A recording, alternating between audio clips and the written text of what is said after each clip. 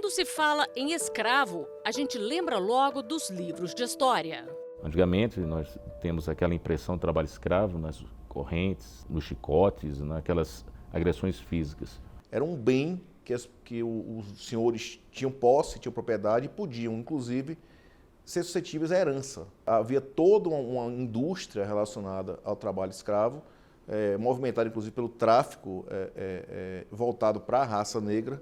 Em 13 de maio de 1888, a princesa Isabel assinou a Lei Áurea e colocou fim à escravidão, mas não ao trabalho forçado. A partir daquele momento, o Estado brasileiro, o Império Brasileiro, deixou de reconhecer o direito de uma propriedade, de uma pessoa ser proprietária de outra, ou seja, o direito de propriedade de um ser humano sobre outro. O que não significa, contudo, que a coisificação do ser humano, a redução do ser humano a um instrumento descartável de trabalho, não deixou de existir. Isso aí continuou presente de formas escamoteadas, de formas ilegais, de formas que passaram a ser combatidas pelo poder público brasileiro.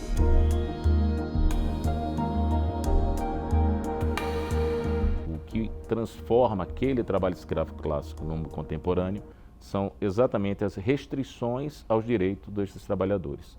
São as limitações impostas pelos exploradores desse trabalho escravo. Um trabalho forçados, com condições degradantes de trabalho. Que é o trabalho forçado, ou jornadas exaustivas, ou condições degradantes de trabalho, ou então uma servidão por dívida, qualquer restrição de locomoção do trabalhador em razão de uma dívida contraída com o empregador, ou então seja pela localização geográfica isolada daquela atividade, ou pela vigilância ostensiva daquele trabalhador que seja de alguma forma restringindo a sua liberdade de locomoção. Mas é importante saber que essas modalidades elas podem ocorrer conjuntas ou isoladamente. O artigo 149A do Código Penal dá essa linha, é uma linha voltada não só para o trabalho forçado, que seria o trabalho de escravidão de outrora, e os novos tipos, que seria o trabalho degradante. Aí você empresta o conceito de dignidade da pessoa humana da Constituição da República, você incorpora conceitos como manutenção de condições dignas de trabalho, acesso à água, remuneração, limitação de jornada, condições primárias, somado com outros conceitos, como o conceito de servidão por dívida, que é o chamado caderninho de dívidas, e ainda o conceito de jornada exaustiva. Trabalho escravo contemporâneo, escravidão moderna, trabalho escravo moderno, formas contemporâneas de escravidão, todas essas nomenclaturas são aceitas em diversas regiões, ou aceitas no âmbito das Nações Unidas, ou mesmo dentro da academia brasileira. Agora, por que, então, condições análogas às de escravo, como a gente ouve sempre? Primeiro que esse termo é o termo que está no artigo 149 do Código Penal Brasileiro, que prevê o crime de redução de alguém à condição análoga de escravo. E por que análogo de escravo? Porque, para a legislação brasileira, para o direito brasileiro, o Estado não mais reconhece que alguém pode ser proprietário de outra pessoa.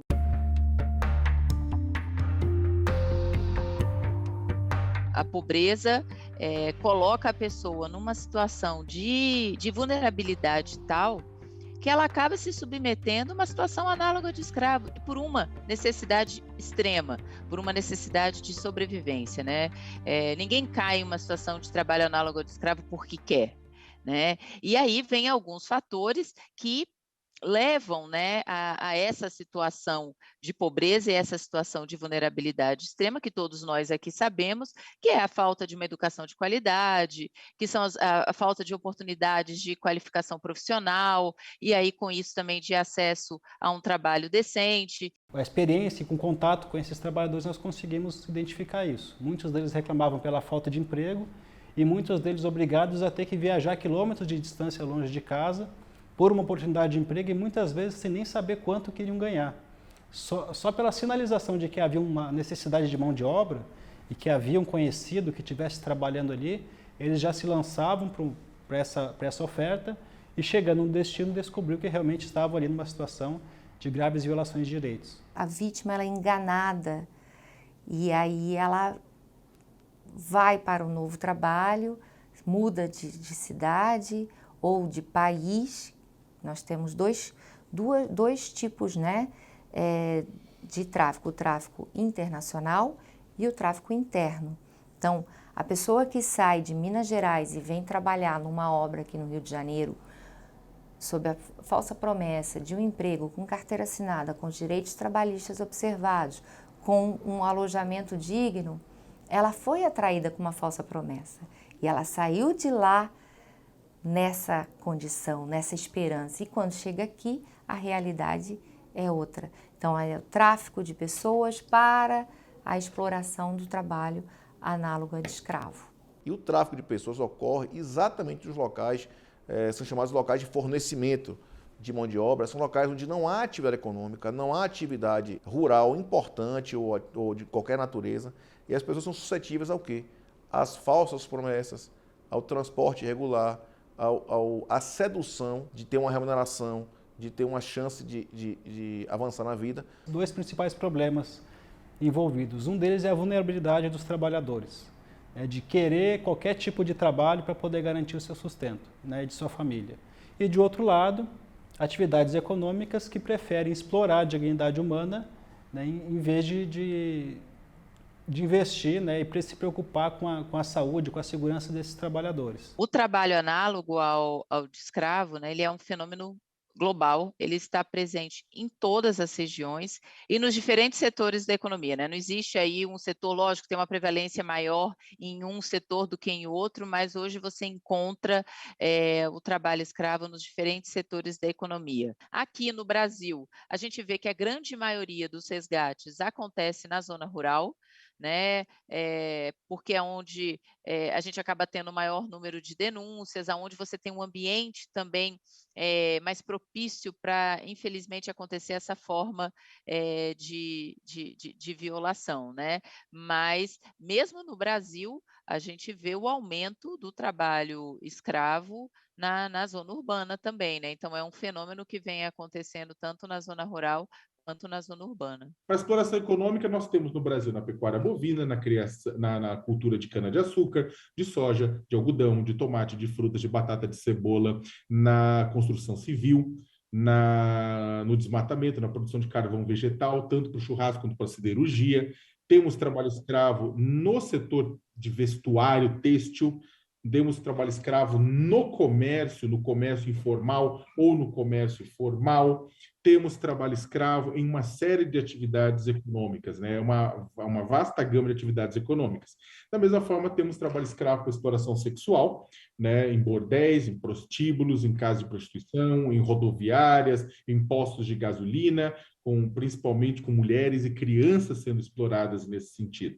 Agora, também temos trabalho escravo doméstico. Geralmente são relações de décadas de exploração, às vezes essas vítimas chegaram ainda crianças para trabalhar em casas de família, para trabalhar como domésticas mesmo, cresceram sem nenhum tipo de convívio com a sociedade, e aí dependem de que alguns vizinhos, alguém que conheça a realidade daquela família, a rotina, identifique que ali é uma grave exploração de direitos e possa denunciar essa situação. Solange tinha apenas 7 anos quando, sob a promessa de uma vida melhor, foi levada para São Paulo. A criança virou empregada. Em vez de infância, trabalho duro. Até o nome foi trocado para um que a patroa se lembrasse mais fácil. Dos meus 7 até os meus 36 anos era Karina, Buiú, Karina, Buiú, Karina, Buiú. Durante esses 30 anos, a Solange ficou enterrada num cantinho que era só dela. A Solange não sofreu o que eu sofri. Agora a Karina foi malhada. E muito, não foi pouco. Foram quase 30 anos de trabalho sem nenhum direito, sem salário.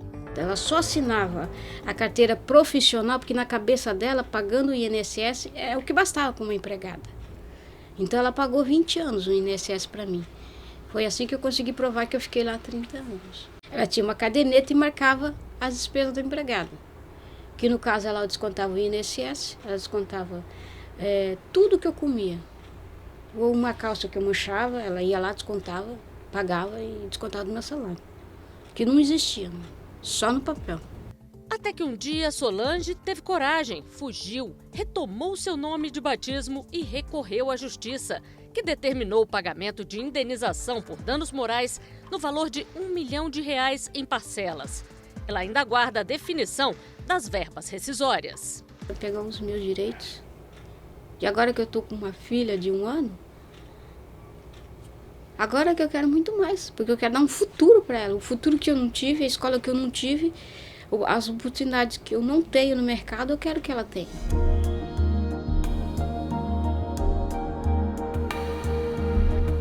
Desde a implantação da Guia de Seguro-Desemprego do Trabalhador Resgatado em 2003, nós temos acompanhado e monitorado esse perfil dos trabalhadores. Ele geralmente, a maior parte, 90% dos trabalhadores são homens, geralmente são jovens entre 20 e 30 anos, e a maior parte, grande parte deles, 80%, são pretos ou pardos, e geralmente com baixa escolaridade. Você encontra situações de trabalho análogo de escravo entre jovens, entre velhos, entre homens, entre mulheres, né? Entre crianças, mas a gente sabe que tem alguns grupos que são mais vulneráveis do que outros, né? De acordo com essas estimativas globais da OIT, cerca de 24,9 milhões de pessoas, naquela época, eram vítimas de trabalho forçado em todo o mundo. E aí, quando a gente pega esses 24,9 milhões, 16 milhões estavam em trabalho forçado no setor privado e 4,8 milhões em exploração sexual. E esse número, para você ter uma ideia da magnitude, né, significa esses 24,9 milhões, né, significa que quando você pega um grupo de 1.000 pessoas, 3 delas estavam numa situação de trabalho análogo ao de escravo. E acho que um outro fator também que é bem interessante, mostrar também que os migrantes são grupos também muito, muito vulnerável, né, porque grande parte aí também desses números são de trabalhadores que migraram de um país para um outro, ou também dentro do seu próprio país, né? Então, sempre a questão da mobilidade é um fator de vulnerabilidade muito forte e que pode levar, sim, a um trabalho análogo ao de escravo. A íntima relação entre trabalho escravo, trabalho infantil e tráfico de pessoas. Tanto que o Protocolo de Palermo, que o Brasil é signatário, é um documento importantíssimo que trata do tráfico de pessoas e relaciona as práticas. O trabalho infantil é a porta de entrada para o trabalho escravo, porque com o trabalho infantil não existe a qualificação. Na maioria dos casos em que encontramos trabalhadores adultos em condições análogas a de escravo, eles foram crianças exploradas do trabalho infantil. Na grande maioria. Então, é uma evolução. Em verdade, nós temos que combater o trabalho infantil já prevendo que essa criança, esse adolescente retirado do trabalho e indo para a escola, que lugar de criança é na escola, certamente não será o escravo de amanhã.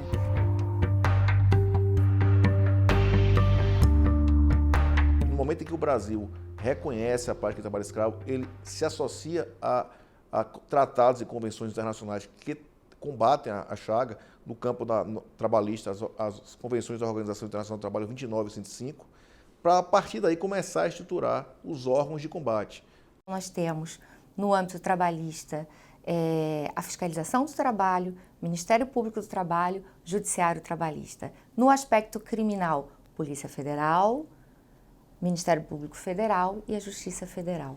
Então, assim, o Brasil é considerado muito avançado se comparado com os demais países. A fiscalização das condições de trabalho no Brasil, voltada para o combate ao trabalho escravo, acontece desde 95, né, quando foi iniciado a política pública de combate ao trabalho escravo, iniciada essa política pública, com a criação do Grupo Especial de Fiscalização Móvel. Então, hoje, nós temos 25 auditores fiscais do trabalho exclusivos, que compõem hoje 6 equipes de fiscalização, que atuam em todo o país. Então, nós atuamos com base em denúncias, né, vindas da sociedade e também por um planejamento de inteligência, em atividades que nós sabemos que há problemas crônicos de exploração de trabalhadores em níveis abaixo da dignidade humana, nós podemos planejar ações fiscais voltadas nessas atividades. A partir dessa constatação, essa trabalhadora é retirada e o empregador responde pelos direitos trabalhistas não observados durante toda a contratualidade, não existe prazo prescricional e também a pagar uma indenização pelo dano moral, individual sofrido por essa trabalhadora e também em termos de futuro. Se esse empregador tiver uma nova pessoa, uma nova empregada, vai passar a contratar e observar todos os direitos trabalhistas. Do ponto de vista judicial, a gente tem duas formas de punição. Tem a criminal, né, e tem a trabalhista. Quando diz respeito à questão de criminal, trabalho escravo é crime previsto no artigo 149 do Código Penal, 2 a 8 anos de cadeia em caso do crime ser encontrado e confirmado.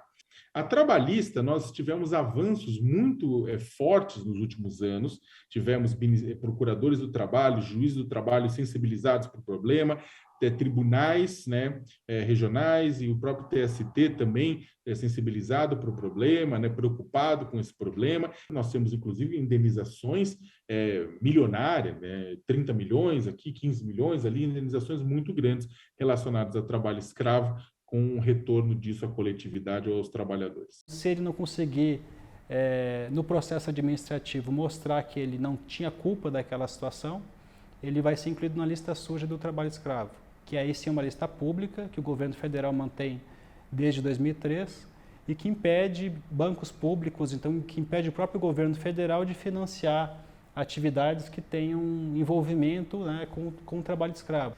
E ela também é utilizada como controle social.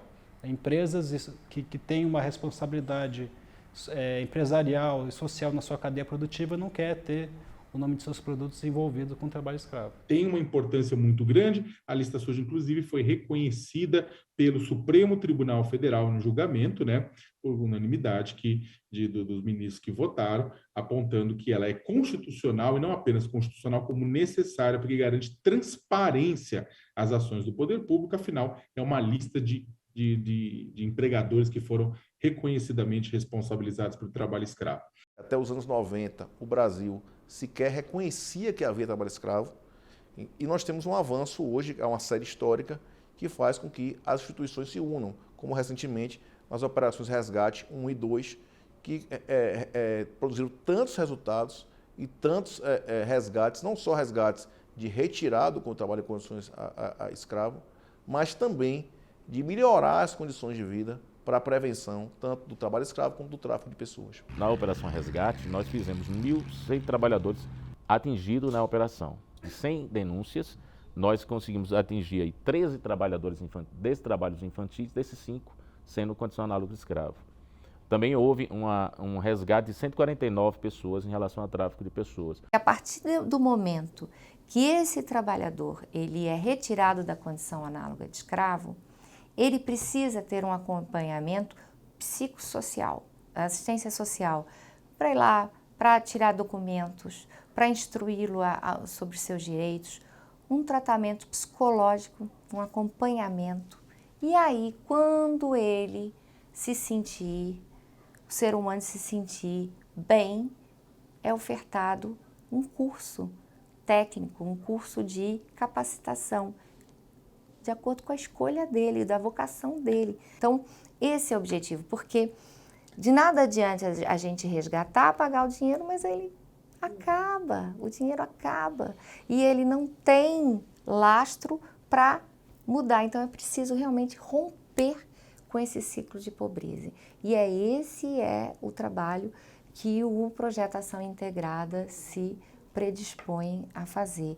Rômulo foi resgatado e recebeu o apoio do projeto Ação Integrada, Resgatando a Cidadania, uma parceria do Ministério Público do Trabalho, no Rio de Janeiro, com a Caritas Arquidiocesana, também do Rio de Janeiro. De volta a Buriti dos Lopes, no Piauí, ele relembra o sonho de uma vida melhor, que se transformou em pesadelo. Eu sempre tive a visão assim, eu estou indo para a construção civil, mas é uma porta que vai abrir para o caminho que é para as outras portas que forem abrir para mim. Aí eu fui, saí daqui, eu não tinha assim, eu fui sem saber o valor que eu ia receber, sem ter uma certeza de onde que ia ficar, como que seria o trabalho, mas eu fui. Consegui um dinheiro aqui, paguei as passagens, a gente foi chegar lá no Rio de Janeiro. Trabalho exaustivo, falta de pagamento e a triste constatação de que ele tinha sido mais uma vítima da escravidão moderna. A falta de conhecimento te coloca em vários lugares que você não estaria se você tivesse aquele conhecimento. Eu não tinha conhecimento sobre situações de escravidão nos tempos atuais, né? E nem como que ela se apresenta.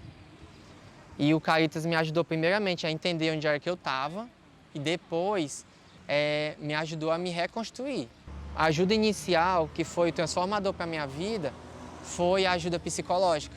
No início, quando eu conversava com a psicóloga, era só choro.